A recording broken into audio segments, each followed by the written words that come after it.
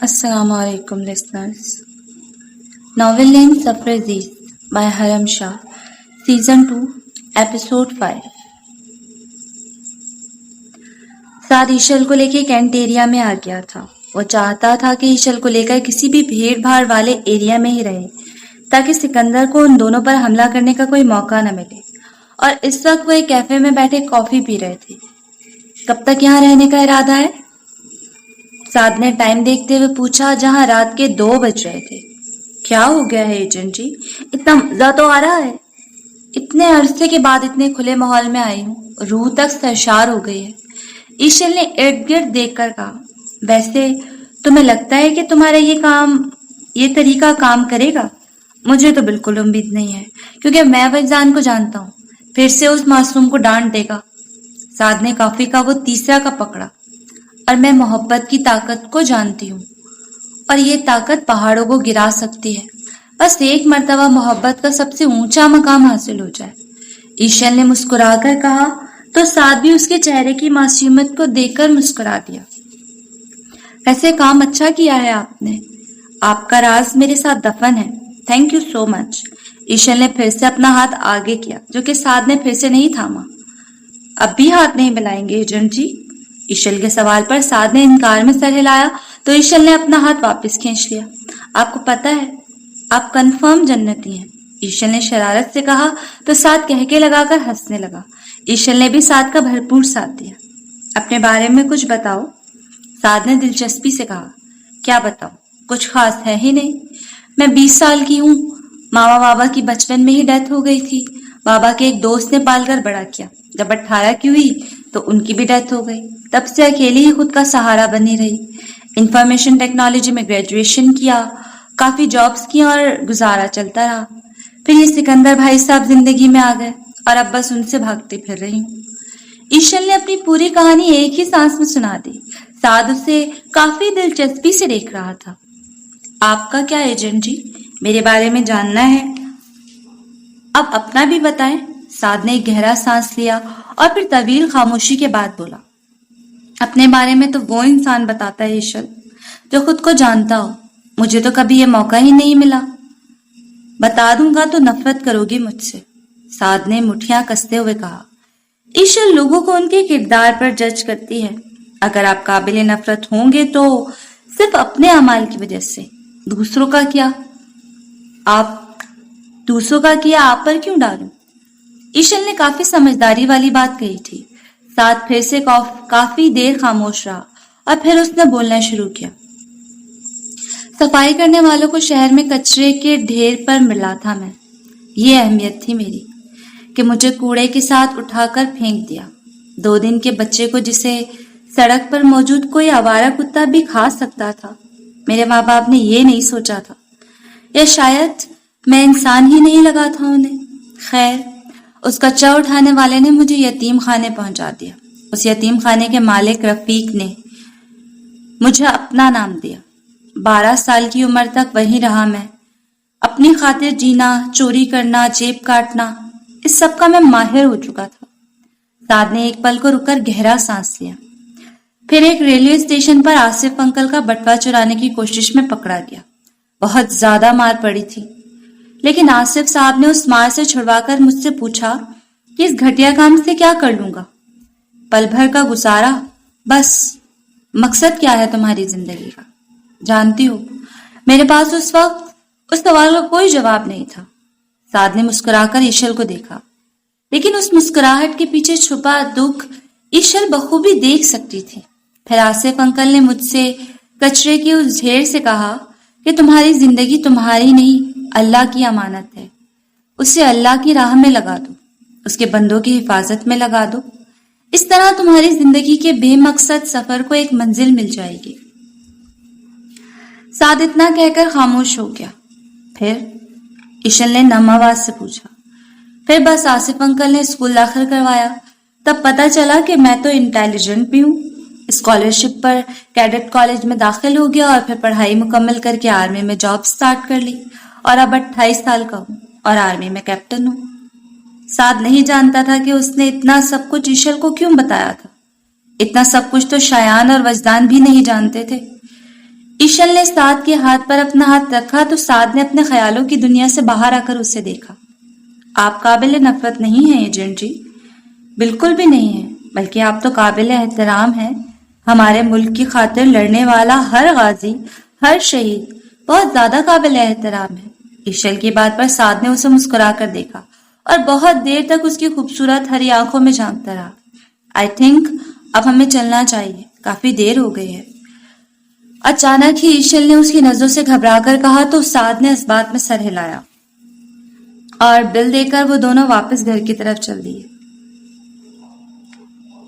زرش پیدل چل کر جیسے تیسے بس اسٹیشن تک پہنچی تھی. رات کے 2 بجے کا وقت ہو رہا تھا اور ایک ہلکی سی آہٹ پر بھی زرش کی جان مٹھی میں آ جاتی. بس اسٹیشن پر بھی اس وقت ہو کا عالم تھا.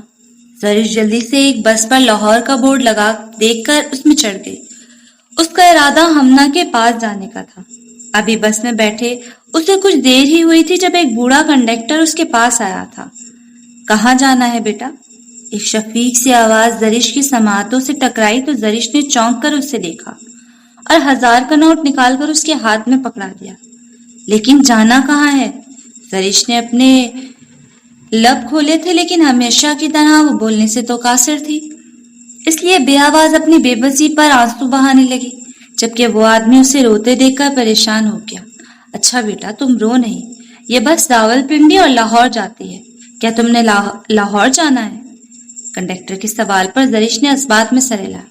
اچھا ٹھیک ہے، پریشان مت ہو، کچھ نہیں ہوتا، اللہ تعالیٰ سب بہتر کریں گے، تمہارا یہ سفر اچھا گزرے. وہ آدمی تو دعا دے کر جا چکا تھا لیکن زرش کے ذہن میں ابھی بھی اس کی بات چل رہی تھی. نہیں، اس کا سفر آسان ہو ہی نہیں سکتا تھا کیونکہ مشکلات تو اس کی زیست کا حصہ تھی. کچھ ہی دیر بعد بس روانہ ہو چکی تھی اور زرش اپنی زیست کے نئے سفر پر گامزن ہو چکی تھی. وجدان اپنا سارا غصہ پنچنگ بیگ پر نکال رہا تھا اور ہاتھوں کو کور نہ کرنے کی وجہ سے وہ بری طرح سے زخمی ہو چکے تھے. لیکن وجدان بے تاثر سا چہرہ لیے مکوں کی برسات کر رہا تھا. زرش کا وہ روپ، اس کی محبت کے اظہار کا ہر ایک لفظ اس کے دماغ میں کسی فلم کی طرح چل رہا تھا. وہ جانتا تھا کہ اپنی باتوں سے وہ اس معصوم لڑکی کا دل بری طرح سے توڑ چکا تھا، لیکن یہی بہتر تھا. ہاں، محبت ایک کمزوری ہے، بہت بڑی کمزوری، اور وجدان وہ کسی سے بھی نہیں کرنا چاہتا تھا، کسی سے بھی نہیں. اس کی محبت تو جان لیوا ہے نا، جسے بھی وجدان خان چاہتا ہے وہ مر جاتا ہے. اسی لیے زرش کی موت سے بہتر ان گٹھیا باتوں سے اس کا دل توڑنا تھا. پھر چاہے وہ باتیں کہنے کے بعد وجدان خود کو ختم کرنا چاہ رہا تھا، اس کا دل کر رہا تھا کہ اپنی زبان ہی کاٹ دے جس سے اس نے اس معصوم کے دل کو چکنا چور کیا تھا. لیکن پھر بھی یہ اس کی موت سے تو بہتر تھا نا. ہاں، بہت زیادہ بہتر تھا، کیونکہ اس لڑکی کی موت وہ کام کر دیتی جو اتنے لوگوں کی موت بھی نہیں کر پائی تھی. وجدان خان کا دھڑکتا دل روک دیتی. ارے تم تو یہاں ہو اور میں تمہیں پورے گھر میں ڈھونڈ رہا تھا. سعد کی آواز پر وجدان نے اپنا سرد مہری کا لبادہ پھر سے اوڑھا تھا. کیا مسئلہ ہے تمہارے ساتھ؟ سعد کی نظر وجدان کے زخمی ہاتھوں پر پڑی تھی لیکن وہ اسے نظر انداز کر گیا تھا کیونکہ وہ جانتا تھا کہ وجدان اسے کوئی جواب نہیں دے گا. صبح کے 4 بج چکے ہیں وجدان، اور تم ابھی تک جم میں. ارے میں تو کچھ اور ایکسپیکٹ کیا تھا اور یہاں تو کچھ اور ہی ہو رہا ہے. اور میری لٹل ڈارلنگ کدھر ہے؟ ایشل سعد کی بات کاٹ کر جلدی سے وجدان کے پاس آئی اور کمر پر ہاتھ رکھ کر اسے گھورنے لگی. اپنے کمرے میں ہی ہوگی نا؟ وجدان کے تاثرات پھر سے سخت ہوئے تھے جبکہ ایشل ڈرنے والوں میں سے نہیں تھی، اس لیے اپنے پاؤں اونچے کر کے اپنے بڑے سے چشمے کے پیچھے سے وجدان کو گھورنے لگی. اگر میری پیاری سی دوست مجھے روتے ہوئے نظر آئی نا تو تمہاری خیریت نہیں، بتا رہی ہوں میں، تم ایشل کو جانتے نہیں ہو. ایشل نے اپنی چھوٹی سی انگلی وجدان کو دکھا کر اسے وارن کیا اور غصے سے وہاں سے چلی گئی. کہاں تھے تم دونوں رات بھر؟ تمہیں نہیں لگتا کہ اس کو خطرے میں ڈال کر اپنے کام سے غداری کر رہے ہو؟ وجدان کے سوال پر سعد نے گہرا سانس لیا. کیا کروں یار، صحبت کا اثر تو ہوتا ہے نا. جب تم لوگ اپنی ذمہ داریوں کو سنبھال نہیں سکتے تو میں ایسا کیسے کر سکتا ہوں؟ سعد کے لہجے میں طنز بھرا تھا. میں دوراب نہیں ہوں سعد. اس کے جذبات اور دل کو اس نے اپنے سینے میں دفنا دیا تھا مگر انہیں ختم نہیں کیا. اسی لیے تو جانان کو دیکھ کر وہ پھر سے بھڑک اٹھے. لیکن میرے جذبات میرے ہی ہیں. وجدان کا اطمینان قابل دید تھا، لیکن یہ جھوٹ وہ صرف سعد سے بول سکا تھا، اپنے دل سے نہیں. تو پھر اس کا دل توڑ کر خود کو تکلیف کیوں پہنچا رہے ہو؟ سعد کا اشارہ اس کے ہاتھوں کی طرف تھا. لیکن اس سے پہلے کہ وہ اسے جواب دیتا، ایشل ہانپتے ہوئے کمرے میں داخل ہوئی تھی. ایجنٹ جی، زرش گھر میں نہیں ہے. میں نے پورا گھر دیکھا ہے. ایشل نے ان دونوں پر بم پھوڑا تھا. کیا بکواس کر رہی ہو؟ کچھ سوچے سمجھے بغیر وجدان نے اس کے بازو سے پکڑ کر اس کو جھنجھوڑا. سچ میں کہیں بھی نہیں ہے وہ. میں نے پورا گھر دیکھ لیا ہے. بہادر سی ایشل کی آنکھوں میں خوف کے سائے لہرا رہے تھے. میں دوبارہ چیک کرتا ہوں، تم پریشان مت ہو. سعد نے ایشل کو وجدان کی گرفت سے چھڑوایا اور زرش کو ڈھونڈنے چلا گیا. چلی جاؤ یہاں سے، اور اگر اب کبھی مجھے اپنی یہ شکل دکھائی نا تو اپنے ہاتھوں سے مار کر پھینک دوں گا. وجدان کے ذہن میں اسی کے کہے الفاظ گونجے تھے. وہ جانتا تھا کہ وہ اس معصوم کو کھو چکا تھا اور ذمہ دار بھی وہ خود تھا. بس وہ اتنی دعا کرتا تھا کہ غلطی سے بھی وہ اس درندے کے ہاتھ نہ لگ جائے. اگر ایسا ہوا، اگر اس سے کچھ ہو گیا تو وجدان نہیں جانتا تھا کہ وہ کیا کرے گا. ماضی. ہاشم صاحب نے اس بچے کو اپنانے کے لیے کاغذات تیار کروائے. انہوں نے سوچا تھا کہ اس بچے کو اسی کے باپ کا نام دے گی، کیونکہ ہمارا دین اپنے لے پالکوں کو ان کے باپ کے ناموں سے بلانے کا کہتا ہے. مگر بہت پوچھنے کے باوجود اس بچے نے نہ تو اپنا اور نہ ہی اپنے باپ کا نام بتایا. جب ہاشم صاحب نے کافی زور لگایا تو اس بچے نے اپنی سبز آنکھوں سے انہیں گھورا. میرا نام اور میرے بابا کا نام میری بدنامی اور موت ہے. کیا ابھی بھی آپ کو وہی جاننا ہے؟ ہاشم صاحب اس چھوٹے سے بچے کے منہ سے یہ الفاظ سن کر پریشان ہو گئے. بہت سوچ سمجھ کر انہوں نے اسے اپنے بیٹے کی پہچان اور اپنا نام اسے دے دیا، سکندر الفاظ درانی. اب وجدان ہاشم خان بن چکا تھا، اور اس وجدان خان نے خود سے وعدہ کیا تھا کہ اس کی کوئی کمزوری نہیں ہوگی، بالکل جیسے اس کی ماں نے کہا تھا. اور اس کے خیال میں انسان کی محبت کرنے والے رشتوں سے بڑی کوئی کمزوری نہیں ہوتی. خود سے پہلے انسان ان کا سوچتا ہے. اپنی جان سے زیادہ خود سے منسلک رشتوں کی جان پیاری ہوتی ہے، اور رشتوں کی خاطر ہی تو انسان کچھ بھی کرنے کو تیار ہو جاتا ہے، پھر چاہے وہ صحیح ہو یا غلط. ہاشم صاحب کی بیوی کی طبیعت وجدان کی موجودگی میں بہتر تو ہو گئی تھی، لیکن وہ زیادہ عرصہ زندہ نہیں رہ پائیں. ان کا غم انہیں بہت پہلے سے ہی نگل چکا تھا. لیکن ان کی موت کے بعد وجدان خان نے اپنے تمام احساسات، جذبات، ہر چیز کو ان کی قبر میں دفنا دیا تھا. اتنا تو وہ سمجھ چکا تھا کہ اس کی قسمت میں ہی کسی کی محبت نہیں لکھی تھی. ہر محبت کرنے والا اس سے چھن جاتا تھا، بالکل اس کے ماں باپ اور بھائی کی طرح. اسی لیے تو وجدان خان محبت سے ہی نفرت کر بیٹھا، اور گزرتے وقت کے ساتھ اس کے دل کی سختی بڑھتی گئی، یہاں تک کہ وہ ایک پتھر دل میں بدل چکا. وجدان کی زندگی کا بس ایک مقصد تھا، شیراز حسن کی بربادی اور دردناک موت. اس مقصد کو پورا کرنے کے لیے وجدان محض 14 سال کی عمر میں ہاشم اور میجر منور سے چھپ چھپا کر آوارہ لڑکوں کی ایک گینگ میں شامل ہو گیا، جس کا لیڈر ملک تھا اور وجدان سے صرف 5 سال ہی بڑا تھا. ملک بھی ایک رئیس باپ کی اکلوتی اولاد تھا. کچھ حد تک بگڑا ہوا بھی تھا، لیکن ملک کا مقصد ان لوگوں کو جہنم واصل کرنا تھا جو گناہ کرنے کے بعد انصاف کو خرید کر آزاد ہو جاتے اور پھر سے ایک نیا گناہ کرنے نکل پڑتے. ملک نے ہی وجدان کو خان کا نام دیا، کیونکہ یہ ان کے گروپ کا اصول تھا کہ وہ اپنی پہچان ایک دوسرے کو نہیں بتائیں گے، اور ان کا مقصد صرف اور صرف برے لوگوں کو ان کے انجام تک پہنچانا ہوگا. ملک جانتا تھا کہ وجدان ان کے ساتھ صرف اور صرف بدلے کی وجہ سے شامل ہوا ہے. ملک نہیں چاہتا تھا کہ ان کے مشن میں کسی کا ذاتی مسئلہ شامل ہو، مگر شیراز حسن کی سچائی وہ بھی جانتا تھا. وہ شخص سچ میں زندہ رہنے کے قابل نہیں تھا، مگر فی الحال وہ ان لوگوں کی پہنچ سے دور انگلستان میں چھپ کر بیٹھا تھا. ملک نے وجدان کے اندر ایسے غصے اور نفرت کو محسوس کیا تھا جو کہ ایک 14 سال کے بچے کے لیے بہت زیادہ خطرناک ہو سکتے ہیں.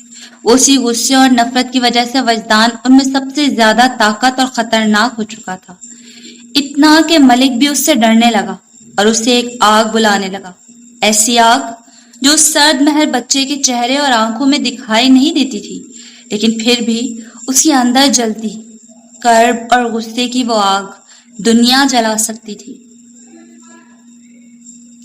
صبح کے 4 بج رہے تھے اور گاڑی میں تقریباً ہر کوئی سو چکا تھا، لیکن زرش مسلسل کھڑکی کی باہر دیکھنے میں مصروف تھی۔ اس نے فیصلہ کر لیا تھا کہ اب وہ ہمنا کے پاس ہی رہے گی، کیونکہ ہمنا ہی ایک ایسی تھی جو اسے اپنوں سے جڑے رشتوں کے نظریے سمجھتی تھی اور ان کے خواہشات کا ادب کرتی تھی۔ اس وقت زرش کو اس کی بہت زیادہ ضرورت تھی۔ اچانک ہی گاڑی رکنے پر زرش نے اپنا دھیان سامنے کیا، لیکن اسے کچھ صاف نظر نہیں آ رہا تھا۔ وہ پھر سے باہر کی طرف دیکھنے لگی۔ اپنی سوچ میں وہ اس قدر گم تھی کہ اسے اندازہ ہی نہیں ہوا کہ اس کے ساتھ موجود عورت کی جاگہ پر اب ایک مرد سوار تھا۔ کیسی ہو؟ ڈھونڈ لیا نا تمہیں؟ ساتھ بیٹھے شخص کی دلکش لیکن خطرناک آواز سن کر زرش کی چلتی سانسیں سینے میں اٹک گئی تھی۔ زور زور سے سانس لیتے ہوئے زرش کی نظر اس آدمی کے لیٹرز والے عربی ہاتھوں پر پڑی، جہاں مردانہ سفید انگلیوں میں وہی مخصوص انگوٹھی تھی۔ تمہیں کیا لگا کہ میں اپنی گڑیا کو بھول چکا ہوں گا؟ کبھی بھی نہیں میری جان۔ تمہیں یاد نہیں، تم تو نشہ ہو عربی کا، اس کی ضد، اور بھلا ضد بھی پوری کیے بغیر کسی کو چین ملا ہے؟ زرش اب باقاعدہ خوف سے کانپ رہی تھی۔ وہ زندگی نہیں جینا چاہتی تھی۔ زرش نے وہاں سے اٹھ کر بھاگنا چاہا تھا، لیکن اس کا ارادہ جان کر وہ شخص مسکرا دیا۔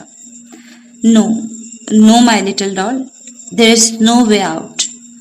اور اگر چاہتی ہو نا کہ تمہاری وجہ سے ان معصوم لوگوں کی جان نہیں جائے تو خاموشی سے بیٹھ جاؤ، ورنہ اس بس کے کھائی میں گرنے سے 40 لوگوں کی موت کی خبر کل ٹی وی میں چل رہی ہوگی۔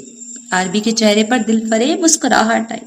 وہ مسکراہٹ اس وجیح شخص کو مزید خوبصورت بنا چکی تھی، لیکن اس وجاہت اور خوبصورتی کے پیچھے ایک بھیانک شیطان چھپا تھا جو اپنی تسکین اور خواہش کے لیے کسی کو بھی تکلیف پہنچا سکتا تھا، اور یہ بات زرش سے بہتر کوئی نہیں جانتا تھا۔ اور میری گڑیا تو میری ہر بات مانتی ہے نا، کیونکہ بات کو نہ ماننے کا نتیجہ وہ اچھی طرح سے جانتی ہے۔ اتنی سی بات سے وہ شخص زرش کو بہت کچھ یاد کروا گیا تھا۔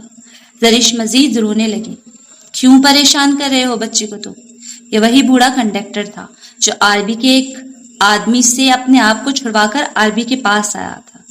عربی نے اپنی خطرناک بھوری آنکھوں سے گھورا تو عربی کا آدمی جلدی سے اس کنڈکٹر کو پکڑ کر باہر لے گیا اور زرش کے دیکھتے ہی دیکھتے اس کے سینے میں گولی مار دی۔ بس میں موجود سب لوگ سہم چکے تھے۔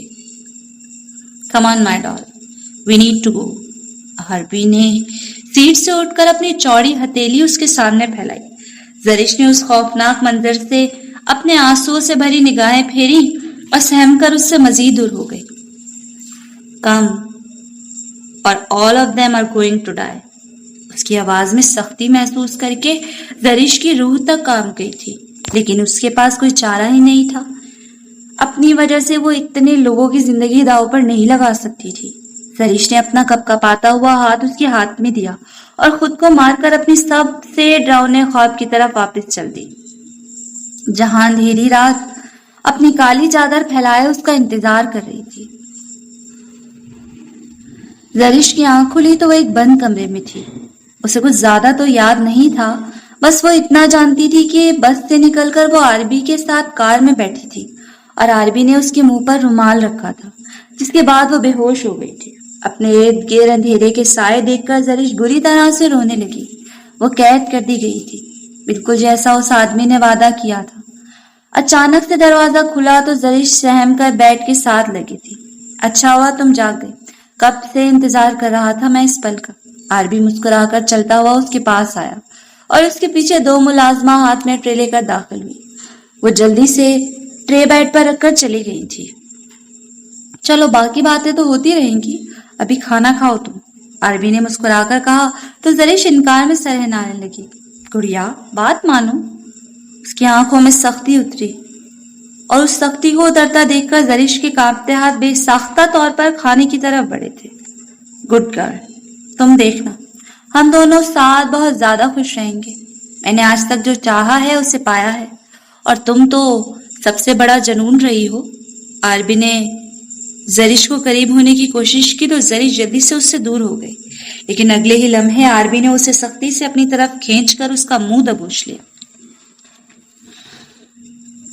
تم نے تو پنجے نکال لیے ہیں، انہیں ذرا کنٹرول میں رکھو، ورنہ انہیں کاٹنے میں مجھے 1 منٹ بھی نہیں لگے گا.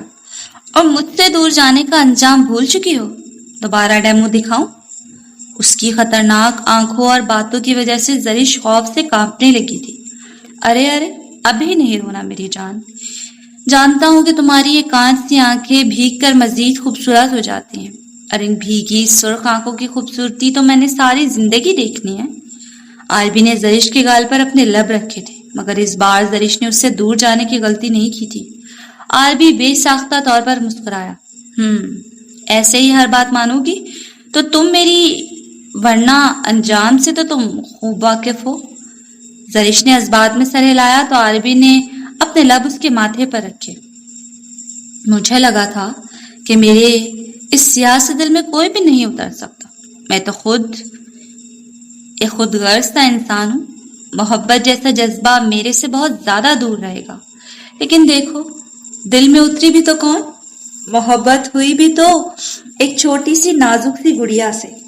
عربی نے مسکراتے ہوئے زرش کے گال کو سہلا کر کہا، جبکہ زرش تو اس کی قربت کے خوف سے ہی تھر تھر کانپ رہی تھی.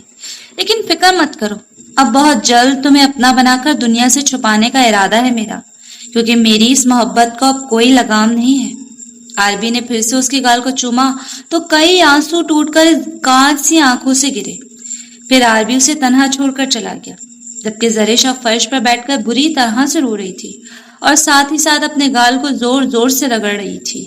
اس کا گھٹیا لمس وہ خود پر سے مٹانا چاہتی تھی، اور اس اثنا میں اپنے گال رگڑ رگڑ کر زخمی کر چکی تھی، لیکن جسمانی تکلیف کا اسے احساس ہی کہاں ہو رہا تھا. صبح سے رات ہو چکی تھی اور زرش کا کچھ بھی پتہ نہیں چل رہا تھا. ایک ہلکا سا بھی سراغ نہیں لگا پائے تھے وہ لوگ. ایسے لگتا تھا جیسے وہ کہیں غائب ہو گئی ہے. سعد نے شایان کو فون کر کے سارے معاملات سے آگاہ کیا، اور اس وقت پولیس ان کے گھر پر شایان اور وجدان کو تمام صورتحال سے آگاہ کر رہی تھی. میجر شایان شاہ، ہم انہیں صبح سے ڈھونڈنے کی کوشش کر رہے ہیں، لیکن کچھ بھی معلوم نہیں ہوا. ایسے جیسے وہ کہیں غائب سی ہو گئی ہو. روڈ پر لگے CCTV کیمرہ میں بھی بس سڑک پر جاتے تک ان کی فوٹیج ہے. اس کے بعد شہر کی کسی بھی کیمرے میں ہمیں وہ نظر نہیں آئی. لیکن آپ فکر مت کریں، ہمارے سپاہی پوچھ تاچھ کر رہے ہیں، کسی نہ کسی نے تو انہیں ضرور دیکھا ہوگا. شایان نے اس بات میں سر ہلایا، جبکہ وجدان ابھی بھی خاموشی سے دروازے میں کھڑا تھا. امید ہے کہ آپ جلد از جلد کوئی نہ کوئی سراغ نکال ہی لیں گے. جی ضرور، ہم اپنی پوری کوشش کریں گے. اس سے پہلے کہ شایان مزید کچھ کہتا، وجدان مٹھیاں کستا وہاں سے جا چکا تھا. وہ نہیں جانتا تھا کہ وہ زرش کہاں ہے، یا کسی مصیبت میں بھی ہے یا نہیں. ہو سکتا ہے وہ اپنے کسی دوست کے پاس چلی گئی ہو. یہی سوچتے ہوئے وجدان تیزی سے اپنے کمرے کی طرف جا رہا تھا جب اچانک اس کی ٹکر سامنے سے آتے ایشل سے ہوئی. وجدان نے اسے نظر انداز کر کے اندر جانا چاہا. مبارک ہو آپ کو، بہت بہت مبارک ہو. وجدان کے چلتے قدم ایشل کی آواز پر رکے تھے. یہی تو چاہتے تھے نا آپ، کہ آپ کو تنہا چھوڑ دیا جائے اور اپنی اسی بے مقصد اور بیکار زندگی کے ساتھ آپ مارے مارے پھریں، آپ سے کوئی بھی محبت نہ کرے. لیکن اس کے باوجود وہ پاگل آپ کو اپنا سب کچھ مان بیٹھی ہے. جانتے ہیں کیوں؟ ایشل چل کر اس کے سامنے آئی تھی، لیکن آج اس کی ہری آنکھوں کو ڈھانپنے والا چشمہ غائب تھا. آپ کو تو یاد نہیں ہوگا نا، لیکن ایک 12 سال کی بچی کو باقی 35 اسکول کی بچوں کے ساتھ آپ ہی نے تو بچایا تھا نا، جب انہیں اپنے شہر سے اٹھا کر کسی اور ملک میں بھیجا جا رہا تھا، جب ان کے پاس کوئی امید نہیں تھی. تب آپ نے ایک مسیحا بن کر ان کو آزادی دلائی تھی. انہی میں سے ایک لڑکی آپ کی سو کالڈ بیوی بھی تھی، جو اس سبز آنکھوں والے مسیحا کو خدا کا بھیجا ہوا فرشتہ سمجھتی رہی. وجدان بدھ بنا اس کی باتیں سن رہا تھا. اور پھر 6 سال کے بعد اسے جب اپنی مسیحیت کے ساتھ ایک پاکیزہ رشتے میں باندھ دیا گیا تو اس کا معصوم دل محبت کی آگ میں جلنے لگا. لیکن اس کی بدقسمتی دیکھیں، محبت کی وہ آتش بھی آپ کو راستہ نہیں دکھا پائے، آپ کا دل نہیں پگھلا پائے. شاید وہ پاگل جانتی نہیں تھی کہ اس سینے میں دل ہے ہی نہیں۔ ایشل نے اپنی کربناک آنکھوں سے اسے گھورتے ہوئے اس کے سینے پر اپنی انگلی رکھی۔ اس لیے آپ بھی فکر ہو جائیں، آپ کے سینے میں موجود پتھر سے اب کوئی بھی سر نہیں پھوڑے گا، کیونکہ ایسا کرنے والی لڑکی کو تو آپ کھو چکے ہیں۔ ایشل نے دانت پیس کر کہا، اور اب وہ آپ کو ملے گی بھی نہیں، کیونکہ وہی جانور اسے واپس اپنی قید میں لے چکا ہے۔ اب آپ خوشی خوشی اپنی تنہائی اور خود سے کی جانے والی نفرت کو کھل کر انجوائے کر سکتے ہیں۔ ایشل تو اپنی بات کہہ کر جا چکی تھی، لیکن وجدان وہی بت بنا کھڑا رہا۔ اسے اپنی غلطی پر بے پناہ پچھتاوا ہو رہا تھا، لیکن اب بہت دیر ہو چکی تھی۔ ماضی۔ وجدان 19 سال کا ہو چکا تھا جب اسے ملک نے بتایا کہ شیراز حسن ملک واپس آ چکا ہے۔ اس کی ساری فیملی جو پاکستان میں ہی رہتی تھی ایک کار ایکسیڈنٹ میں مر چکی تھی، اور وہ شخص کچھ عرصے پہلے ہی ان کی تدفین کے لیے پاکستان آیا تھا۔ وجدان کافی غصے کے عالم میں گھر سے باہر نکلنے لگا۔ وہ بس اتنا جانتا تھا کہ اس کا انتقام، اس کی زندگی کا مقصد اس کے سامنے موجود تھا۔ کہاں جا رہے ہو وجدان؟ ہاشم صاحب نے تھوڑا سختی سے پوچھا۔ دوستوں کے پاس، وجدان نے سنجیدگی سے کہا۔ میں جانتا ہوں کہ تم کس قسم کے دوستوں کی بات کر رہے ہو۔ دیکھو بیٹا، یہ سب صحیح نہیں ہے۔ تم اچھے لڑکے ہو، اس طرح سے بری صحبت میں تم مت پڑو۔ تمہارے بچپن میں جو بھی ہوا، جس کی وجہ سے آج تم زندگی میں اتنے بدگمان ہو، اس سب کو بھول کیوں نہیں جاتے؟ مکمل طور پر وجدان خان بن جاؤ۔ کیا میری اور منور کی اتنی سی بھی وقت نہیں ہے تمہاری نظروں میں؟ ہاشم صاحب کی بات پر وجدان نے اپنی مٹھیاں کسی۔ کیا چاہتے ہیں منور انکل؟ بے ساری سے پوچھا۔ اس نے کئی بار آرمی میں شامل ہونے کا کہا ہے۔ ہاشم صاحب نے وجدان کے کندھے پر اپنا ہاتھ رکھا۔ میں نہیں ہونا چاہتا۔ میری زندگی کا ایک ہی مقصد ہے بابا، بس ایک، اور اس مقصد کے بغیر میں کچھ بھی نہیں۔ اگر اپنا یہ مقصد پورا نہیں کر سکا تو مر جاؤں گا۔ وجدان نے ہاشم صاحب کو ایک نظر دیکھ کر کہا۔ اپنے بچپن کے بارے میں کچھ تو بتا دو وجدان، کیا تم اپنے اس نقلی باپ سے اتنی سی بھی محبت نہیں کرتے؟ ہاشم صاحب کی آنکھوں میں آنسو تھے۔ وجدان ان کو بالکل اپنا بیٹا لگتا تھا، اپنا غرور، لیکن وجدان نے کبھی بھی انہیں ایک باپ کی جگہ نہیں دی تھی۔ اگر آپ مرنا چاہتے ہیں تو میں آپ سے محبت کر لیتا ہوں، کیونکہ میری محبت ایسی ہی ہے بابا، سب کی جان لے لیتی ہے۔ اتنا کہہ کر وجدان رکا نہیں تھا، اور ہاشم صاحب کو بہت زیادہ فکر مند بھی کر گیا تھا۔ اسی لیے وہ ٹیلی فون کے پاس جا کر میجر منور صاحب کو فون کرنے لگے۔ منور، مجھے فکر ہے وجدان کی، اس لیے میں چاہتا ہوں کہ تم اس پر نظر رکھو۔ ہاشم صاحب نے ساری بات کرنل منور صاحب کو بتائی۔ تم فکر مت کرو ہاشم، وجدان مجھے بھی اپنے بچوں کی طرح ہی عزیز ہے، میں اسے غلط راہ پر چلنے نہیں دوں گا۔ میجر منور صاحب نے انہیں حوصلہ دیا، لیکن ہاشم صاحب کی پریشانی کم نہیں ہو رہی تھی۔ وجدان ملک کے پاس پہنچا تو ملک نے اسے شیراز حسن کے ٹھکانے کا بتایا۔ وجدان نے غصے سے اپنی مٹھیاں کسی۔ ہم آج رات ہی وہاں جا رہے ہیں۔ وجدان نے حتمی فیصلہ سنایا۔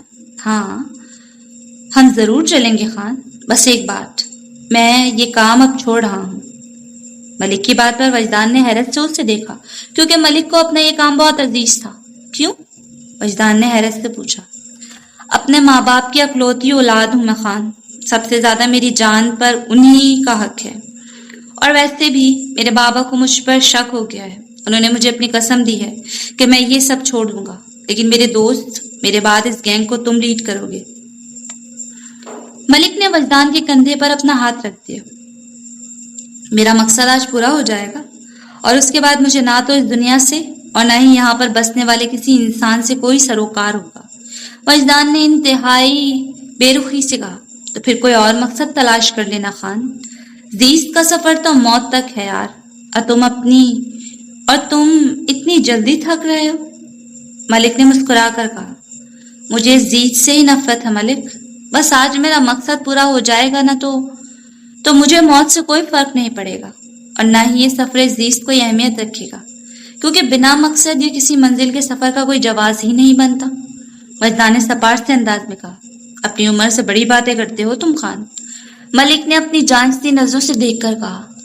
زندگی نے تو مجھے بچپن میں ہی بڑا کر دیا تھا، میں تو وہی بتا رہا ہوں جو زندگی کی تپش نے مجھے سکھایا ہے۔ وجدان نے اپنی سبز آنکھوں سے ملک کو دیکھ کر کہا۔ اگر اس سب کی وجہ شیراز حسن ہے نا خان، تو اسے مرتا دیکھ کر مجھے بھی بہت زیادہ خوشی ہوگی۔ ملک نے دانت پیس کر کہا، نہیں ملک، موت ہی تو اسے نہیں ملے گی۔ موت تو بہت چھوٹی سزا ہے۔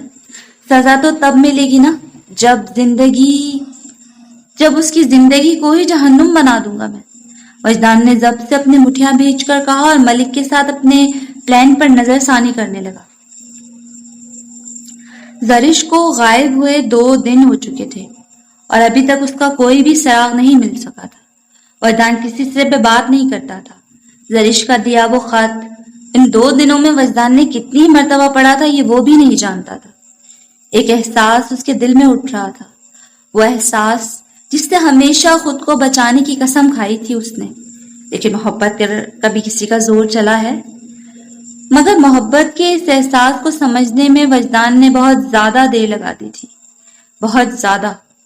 وجدان، شیان نے اس کے کندھے پر ہاتھ رکھا۔ کچھ پتا چلا؟ وجدان نے سر اٹھایا بغیر سوال کیا۔ نہیں وجدان، کچھ بھی پتا نہیں چلا، اور سب سے زیادہ پریشانی کی بات تو یہ ہے کہ سلمان انکل سے بھی کسی قسم کا رابطہ نہیں ہو رہا۔ شیان سر جھٹک کر اس کے پاس بیٹھا۔ سب سے زیادہ پریشان تو وہ جانان کو لے کر تھا، جو پریشانی کی وجہ سے بہت زیادہ بیمار ہو گئی تھی، جبکہ ہمنا کو تو عثمان نے اس سب کے بارے میں کچھ بتایا ہی نہیں تھا۔ مجھے سب کچھ بتاؤ شایان، سب کچھ۔ وجدان کے لہجے میں چٹانوں کی سی مضبوطی تھی۔ میں نے وعدہ کیا۔ اب اس سب کا وقت نہیں ہے۔ آدھا سچ تو میں پہلے سے ہی جانتا ہوں، اب کی بار مجھے پورا سچ جاننا ہے۔ شیان نے اس بات میں سر ہلایا۔ اتنا تو وہ بھی جانتا تھا کہ اب سچ کو سامنے لانا بہت زیادہ ضروری ہے۔ زرش ہمیشہ سے ایسی ڈرپوک نہیں تھی اور نہ ہی وہ بے آواز تھی، بلکہ کافی زیادہ چلبلی اور بہادر لڑکی تھی۔ لیکن ایک دن یہی سب اسے مہنگا پڑ گیا۔ شرارت میں گھر آنے کی بجائے اپنی سہیلی کے ساتھ بس میں چلی گئی، اور قسمت کا کھیل دیکھو، اسی دن کچھ ڈاکوؤں نے اس بس کو ہائی جیک کر کے ان لڑکیوں کو دوسرے ملکوں میں بیچنے کا ارادہ کیا۔ اپنی ہی عزتوں کی نیلامی پر اترے تھے وہ درندے، صرف اور صرف دولت کے لیے۔ شیان نے غصے سے اپنی مٹھیاں کسیں۔ اس کے اندر کھویا ہوا دارا باہر آنا چاہتا تھا۔ سلمان صاحب نے اپنی دولت اور سیاسی اثر و رسوخ استعمال کر کے زرش کا پتہ لگوا لیا۔ انہیں لگا کہ ان لوگوں کو پیسے دے کر وہ زرش کو چھڑوا لیں گے، لیکن جب وہ وہاں پہنچے تو ان کا سامنا ایک شخص سے ہوا، عربی۔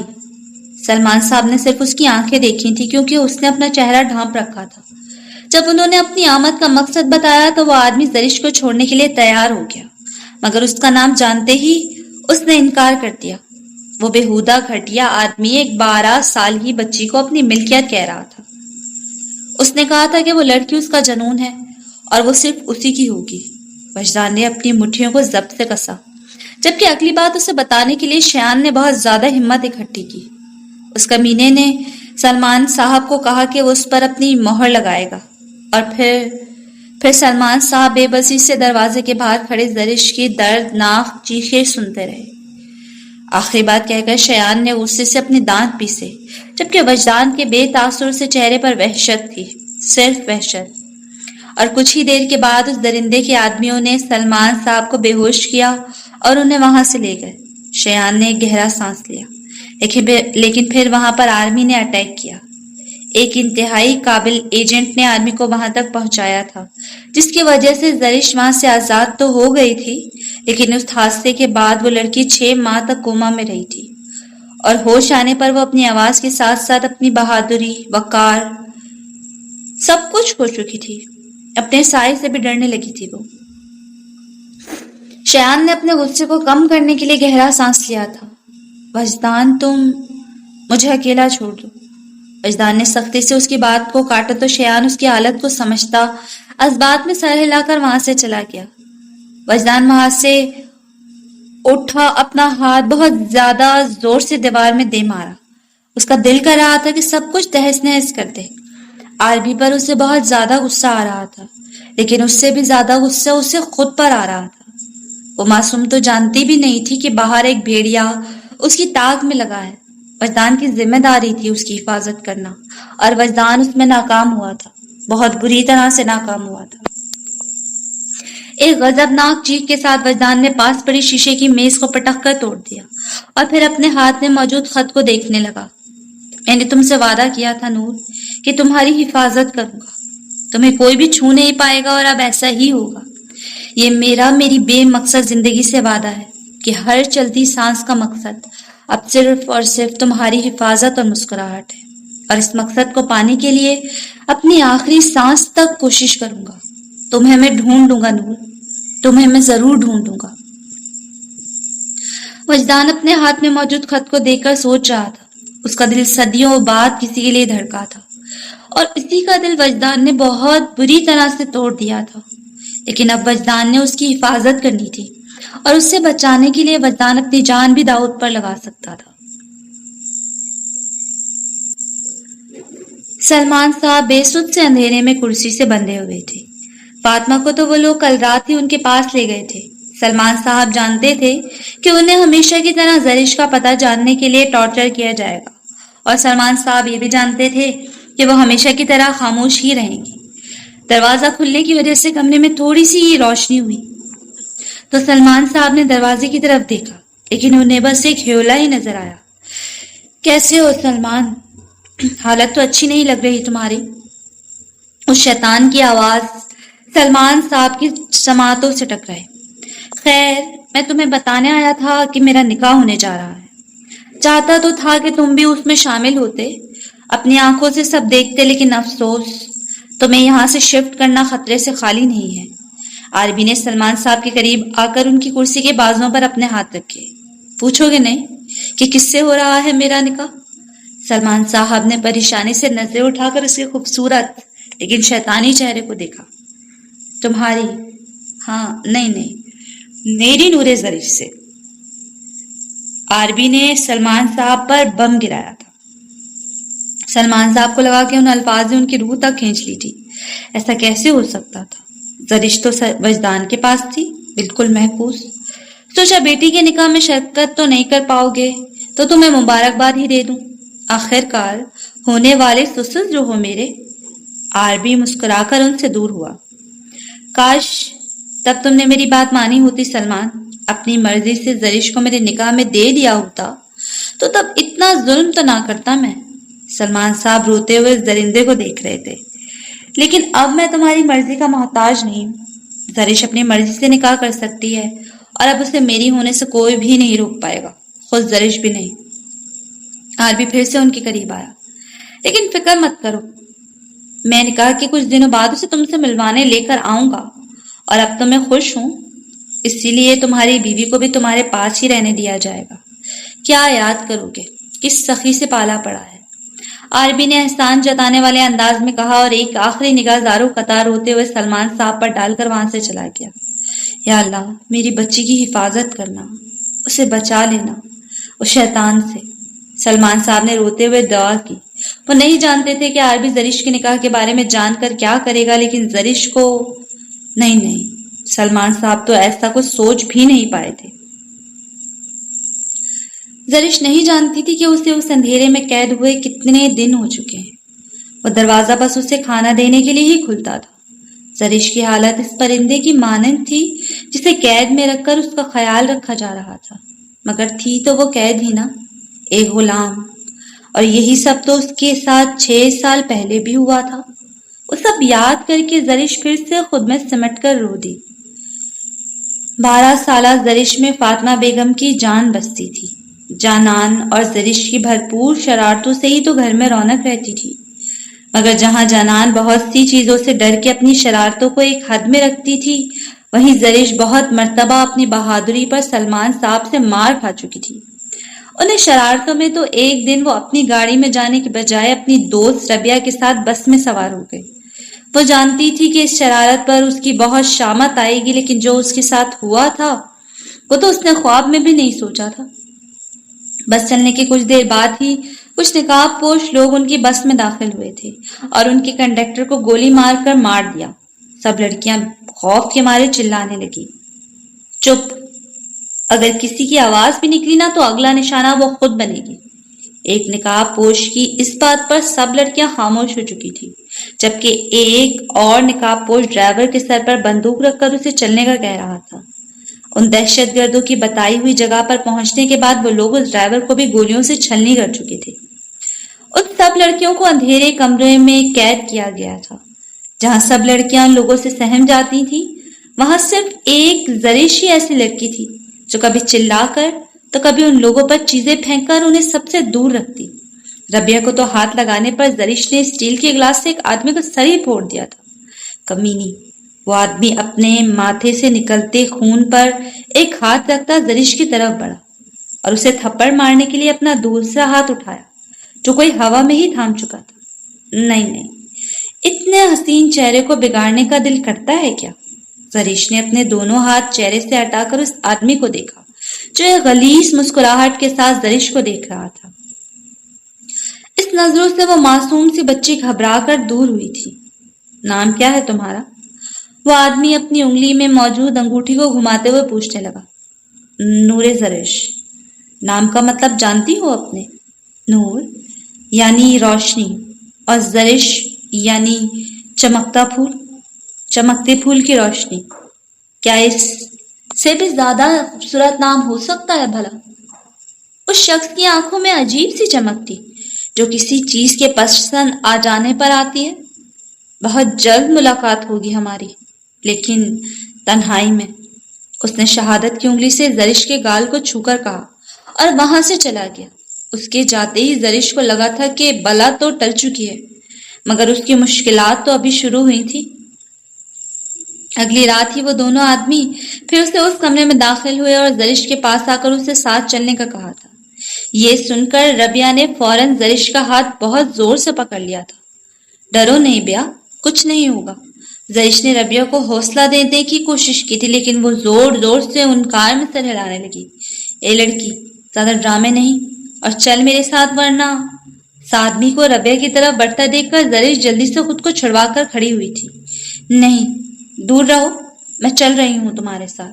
जरिश ने खींचकर अपना हाथ रबिया से छुड़वाया था। रबिया रोते हुए जरिश को देख रही थी। फिक्र मत करो बिया, सब ठीक हो जाएगा।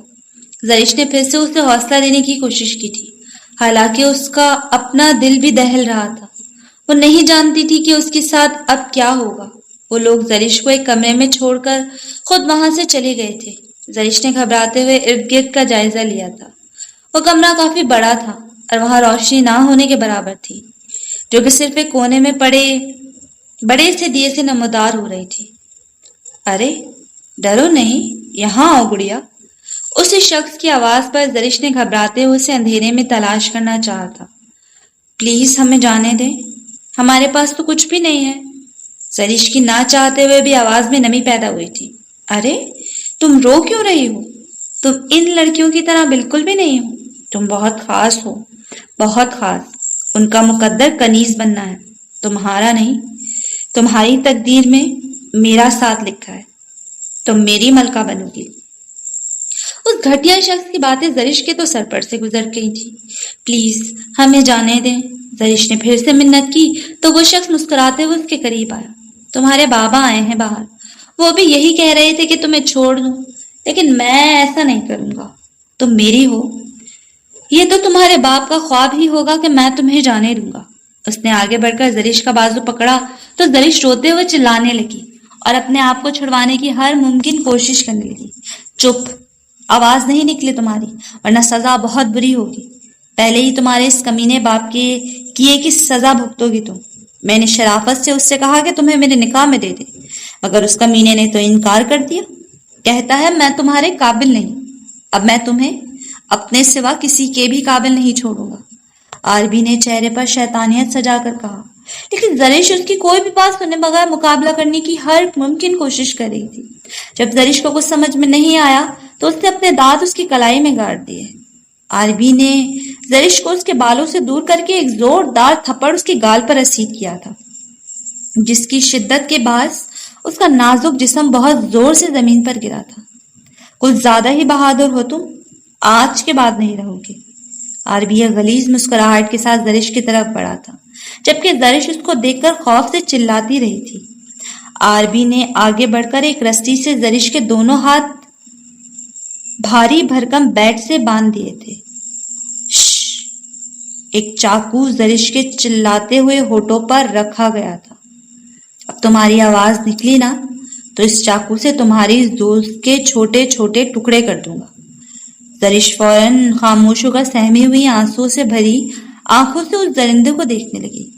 میں تم پر اپنی مہر لگاؤں گا، بالکل جیسے پرانے زمانے میں اپنے غلاموں پر لگا کر ملکیت ظاہر کی جاتی تھی، اور اگر اس سب کے دوران تمہاری آواز بھی نکلی نا تو تمہاری دوست زندہ نہیں بچے گی، سمجھی؟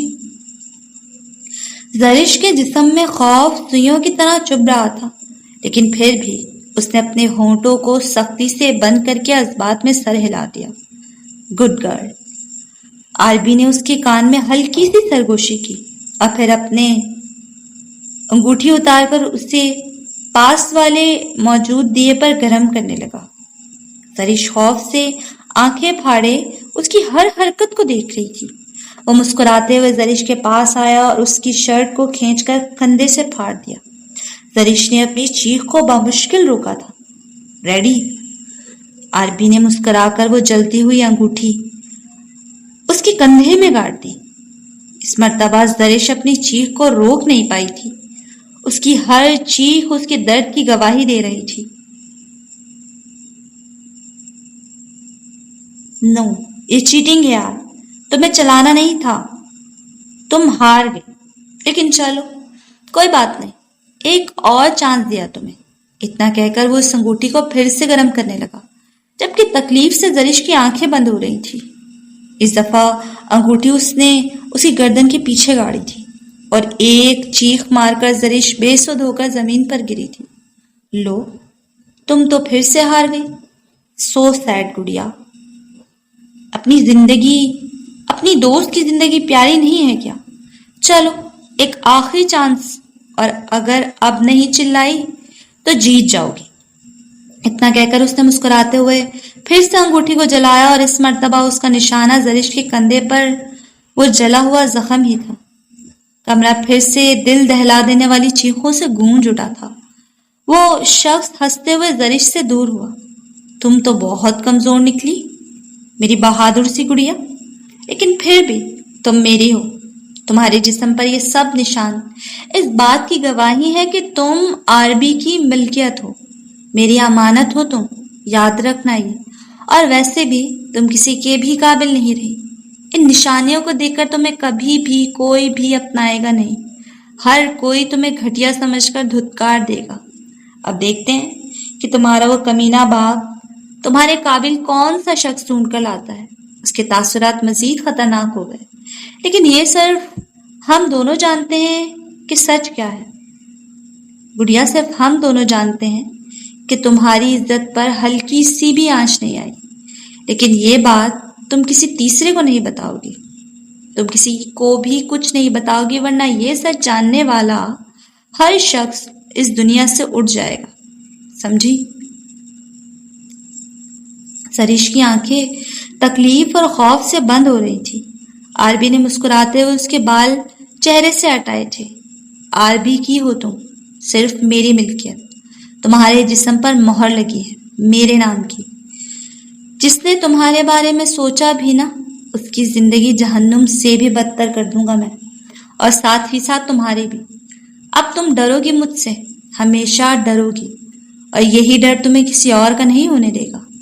کچھ دیر کے بعد آربی کے آدمی اس کے حکم کے مطابق ربے کو وہاں سے لے کر آ گئے تھے۔ غلطی کی سزا ضرور ملتی ہے۔ تم نے اپنے باپ کی غلطی کی سزا بھگتی، اور تمہاری وہ دوست تمہاری غلطی کی سزا بھگتے گی۔ آربی اتنا کہہ کر ربیہ کے پاس گیا، اس کی گردن کو پکڑا اور اسے ایک جھٹکے سے توڑا، اس کی گردن کو توڑ کر زمین پر پھینکا۔ ایک آخری چیخ، وہ بہت سے آنسو زرش کی آنکھوں سے نکلے تھے۔ اس کی نظریں مسلسل ربیہ کے بے جان وجود پر گڑی ہوئی تھی۔ آربی زرش کے قریب آنے لگا۔ زرش مزید سہم گئے، لیکن تبھی ایک دوسرا آدمی ہانپتے ہوئے اندر آیا۔ باس، آرمی نے اٹیک کر دیا ہے، ہمیں جلدی سے پچھلے راستے سے نکلنا ہوگا۔ کیا بکواس؟ ابھی اس کے الفاظ مکمل طور پر ادا بھی نہیں ہوئے تھے جب باہر سے گولیوں کی آوازیں آنا شروع ہو گئی تھی۔ چلیں باس، جلدی۔ وہ آدمی اب آربی کو اپنے ساتھ کھینچنے لگا تھا، لیکن آربی زرش کو اپنے ساتھ لے جانا چاہتا تھا، اسی لیے اپنے چاقو سے اس کی رسیوں کو کاٹنے کی کوشش کرنے لگا تھا، لیکن وہ رسیاں تو بہت زیادہ مضبوط تھیں۔ آربی جان گیا تھا کہ وہ اسے اپنے ساتھ نہیں لے جا سکے گا، اسی لیے وہاں سے اٹھ کھڑا ہوا تم کسی کے قابل نہیں ہو، تمہارے وجود پر میری چھاپ ہے، صرف عربی کی ہو تم، ہمیشہ یاد رکھنا یہ بات۔ زریش نے اپنی بند ہوتی آنکھوں سے اسے جاتے دیکھا تھا، لیکن پھر بھی اپنے ہاتھ آزاد ہونے کے احساس پر اس کی آنکھیں کھلی تھی اور گہری سبز آنکھوں سے ٹکرائیں۔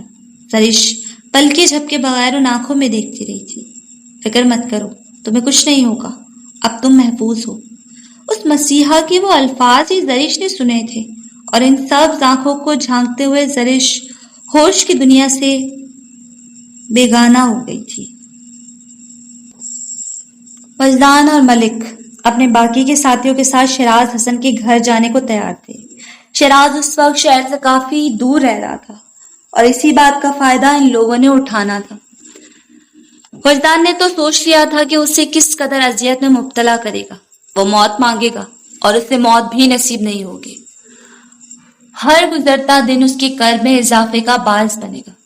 خان چلو، ہمیں چلنا ہے، ملک نے کہا تو وجدان نے اس بات میں سر ہلایا، اپنی چیزیں سمیٹی اور ملک کے ساتھ چل دیا۔ پورا راستہ وجدان نے کس طرح بے چینی سے کاٹا تھا، یہ صرف وہی جانتا تھا۔ شیراز کی آنکھوں میں خوف اور ہار دیکھنے کی چاہ وجدان کی رگوں میں خون بن کر دوڑ رہی تھی۔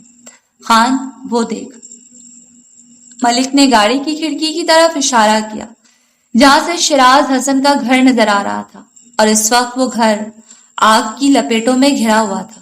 جلدی چلو، وجدان نے بہت بے چینی سے کہا۔ وجدان نہیں چاہتا تھا کہ شیراز اتنی آسانی سے مر جائے۔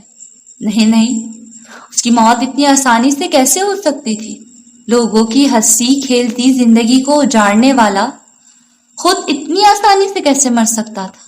نہیں، بالکل بھی نہیں۔ خان، رک۔ گاڑی کے رکتے ہی وجدان بہت زیادہ بے چینی سے اس جلتے گھر کی طرف بڑھا تو ملک نے لپک کر وجدان کو تھاما۔ چھوڑو مجھے، وہ نہیں مر سکتا ملک، وہ اتنی آسانی سے نہیں مر سکتا۔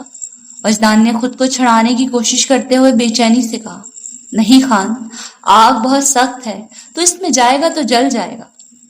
ملک نے وجدان کو سمجھانے کی کوشش کی، لیکن پرواہ کسے تھی؟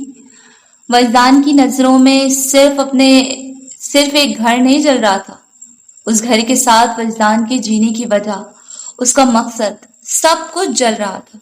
نہیں ملک، وہ نہیں مر سکتا، وہ اتنی آسانی سے نہیں مر سکتا، وجدان نے چلا کر کہا اور ملک کی گرفت سے نکل کر زمین پر بیٹھتا چلا گیا۔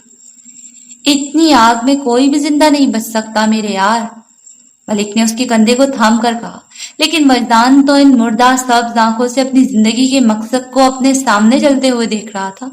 تبھی پولیس اور فائر بریگیڈ کے سائرن کی آواز آئی تو ملک نے بے چینی سے وجدان کو ہلایا۔ خان چل، پولیس آ رہی ہے، اس کا الزام ہم پر لگ جائے گا۔ ملک کے لہجے سے بے چینی جھلک رہی تھی، لیکن وجدان ابھی بھی بت بنا بس اس آگ کو گھور رہا تھا۔ خان چل، لیکن ابھی بھی ملک کی بات کا وجدان پر کوئی اثر نہیں ہوا تھا۔ کافی دیر کوشش کے بعد بھی کوئی فائدہ نہیں ہوا۔ تو چلا جا، وجدان نے سپاٹ لہجے میں کہا۔ خان جاؤ، وجدان نے سختی سے کہا تو ملک وجدان کو چھوڑ کر خود اپنے ساتھیوں کو لے کر وہاں سے چلا گیا۔ فائر بریگیڈ والے آگ بجھانے میں مصروف تھے، مگر وجدان پر نہ تو کسی نے دھیان دیا اور نہ ہی وجدان وہاں سے ہلا تھا۔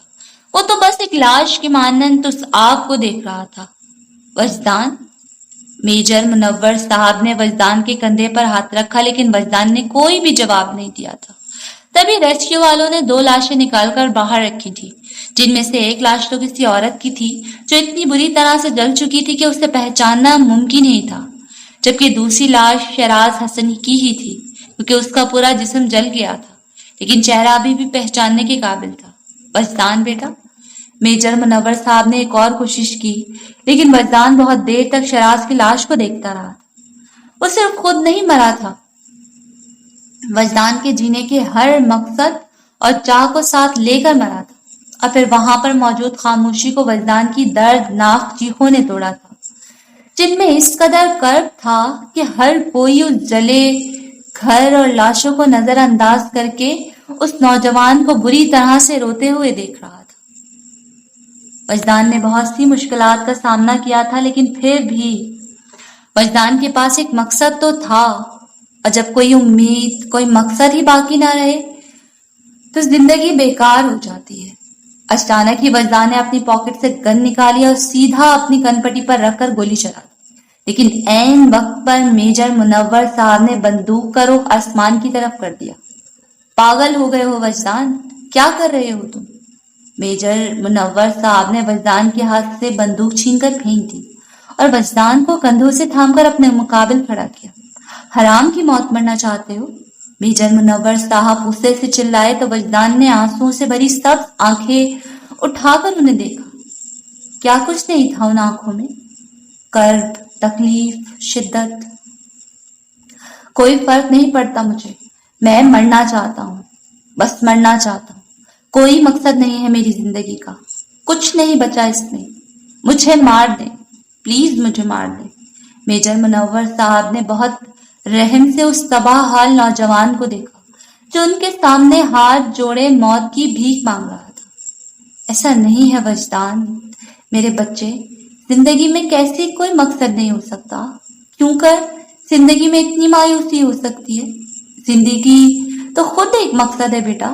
میجر منور صاحب نے وجدان کو سمجھانے کی کوشش کی، لیکن میری زندگی نہیں ہے انکل، میری زندگی میں کچھ نہیں بچا، مرنا ہے مجھے، بس مرنا ہے مجھے۔ وجدان زاروں قطار رو رہا تھا۔ ٹھیک ہے، مر جانا، ایسے نہیں، لیکن خودکشی کر کے سب سے گھٹیا اور حرام کی موت مت مرو وجدان، بلکہ اپنی زندگی کو اللہ کی راہ میں لگا دو، زندگی کو اس کے بندوں کی حفاظت کے لیے استعمال کرو، اور ایسا کرتے مر بھی جاؤ گے نا تو کم از کم حلال کی ایک شہید کی موت کے ساتھ روز قیامت اپنے والدین کے سامنے سرخرو تو ہوگے۔ کیا کہو گے الفاظ دورانی کو، اپنے اس عظیم باپ کو، کہ میں حرام کی موت مر کر اپنے مقدر میں جہنم لایا ہوں؟ وجدان نے حیرت سے میجر صاحب کو دیکھا۔ ہاں، ہم جانتے ہیں کہ تم کس کے بیٹے ہو۔ تمہیں کیا لگا تھا کہ تم نہیں بتاؤ گے تو ہمیں پتہ نہیں چلے گا؟ اس لیے تو ہم نے تمہیں ہاشم کا نام دیا تھا، کیونکہ ہم جانتے تھے کہ تمہارے نام کے ساتھ الفاظ کا نام تمہاری موت کی وجہ بن جائے گا۔ اسی لیے تو تمہیں تمہاری پہچان دی، ہم نے تمہیں نئی زندگی دی تاکہ تم اپنے باپ کی طرح ایک عظیم اور بہادر انسان بنو، نہ کہ اس لیے دی تھی کہ بزدلوں کی طرح خود کو مٹا دو۔ وجدان نے ان کی باتیں سن کر سر جھکایا۔ میں کیا کروں؟ وجدان نے سر جھکا کر پوچھا۔ تم خان ہو نا، وہ مشہور گنڈا جسے برے لوگ اپنے لیے فرشتہ، موت کا فرشتہ مانتے ہیں، کیونکہ تم نے ہر برا کام کرنے والے کو اس کے انجام تک پہنچا دیا۔ تم ابھی بھی یہی کام کرو گے وجدان، لیکن قانون کے دائرے میں رہ کر۔ میں تمہیں آرمی میں کرواؤں گا، اور ملک کے ہر دشمن ملک کے ہر دشمن کے دشمن بنو گے۔ وجدان نے انہیں حیرت سے دیکھا۔ وعدہ کرو وجدان، وعدہ کرو ایک بہتر زندگی کا، نیکی اور سچائی کی راہ چننے کا۔ وعدہ کرو وجدان اپنی جان کو صرف اور صرف پاک وطن کے لیے گروی رکھنے کا۔ کرنل منور صاحب نے وجدان کا ہاتھ تھام کر کہا تو وجدان کافی دیر سوچتا رہا۔ ہاں، وہ حرام موت نہیں مرنا چاہتا تھا، لیکن حرام کی موت مر کر اپنے بابا کو کیا جواب دیتا؟ اگر حلال موت مرے گا تو ان کے سامنے سر جھکا کر تو نہیں کھڑا ہوگا۔ میں وعدہ کرتا ہوں، یہ زندگی صرف اور صرف اس وطن کی ہے، کوئی مقصد نہیں ہے میرا۔ وجدان نے انتہائی سپاٹ انداز میں کہا اور وہاں سے چلا گیا۔ بس اکیلا رہنا چاہتا تھا۔ بی بی جی، زریش نے اپنے گھٹنوں پر سے سر اٹھا کر اپنے سامنے موجود چندا کو سوالیہ نظروں سے دیکھا۔ چندا کو خاص طور پر زریش کے لیے رکھا گیا تھا، کیونکہ چندا اس کی اشاروں کی زبان سمجھ لیتی تھی۔ اتنے دنوں سے اس نے صرف چندا کی صورت ہی تو دیکھی تھی، عربی تو شاید کہیں گم ہو گیا تھا۔ یہ آپ کا جوڑا بی بی جی، صاحب نے کہا ہے کہ آپ تیار ہو جائیں، پھر کچھ دیر میں آپ دونوں کا نکاح ہے۔ الفاظ تھے یا کانٹے جو زریش کے پورے وجود کو چھلنی کر گئے تھے۔ زریش نے اٹھ کر اس لباس کو پکڑا اور پھر اسے زمین پر پٹک کر انکار میں سر ہلانے لگی۔ بی بی جی ایسا نہ کریں، چپ چاپ ان کی بات مان لیں۔ چندا نے زریش کو بہت رحم کی نگاہ سے دیکھا، لیکن زریش ابھی بھی انکار میں سر ہلا رہی تھی۔ میں نہیں کر سکتی یہ نکاح، اس کے ساتھ تو کیا میں کسی کے ساتھ بھی نکاح نہیں کر سکتی۔ زریش کے ہاتھ بہت تیزی سے ہلے تھے۔ ایک پل کے لیے تو چندا کے لیے بھی سمجھنا مشکل ہو گیا تھا۔ کیوں نہیں کر سکتی؟ نہ جانے کیوں اس کے اس سوال پر زریش کے لبوں پر مسکان آئی تھی۔ کیونکہ میرا نکاح ہو چکا ہے، کسی کی بیوی ہوں میں، اور نکاح پر نکاح نہیں ہوتا۔ چندا اب سہم کر زریش کو دیکھ رہی تھی۔ ایسا نہ کہیں بی بی جی، خوف سے چندا کی آواز کانپ گئی۔ کیا کہہ رہی ہے یہ؟ آربی کی گرجدار آواز پر وہ دونوں لڑکیاں کانپ گئیں۔ کچھ نہیں صاحب، چندا نے اپنا سر جھکا لیا تھا۔ سیدھی طرح سے جواب دو میرے سوال کا۔ آربی کی آواز کمرے کے در و دیوار ہلا گئی۔ سرش گھبرا کر ایک کونے میں کھڑی تھی۔ صاحب جی وہ کہہ رہی ہیں کہ ان کا نکاح ہو چکا ہے کسی کے ساتھ۔ ایک انتہائی زوردار تھپڑ آربی نے اس کے منہ پر مارا تھا، جس کی شدت اتنی زیادہ تھی کہ چندا زمین پر بہت بری طرح سے گری تھی۔ دفع ہو جاؤ یہاں سے۔ چندا جلدی سے وہاں سے چلی گئی۔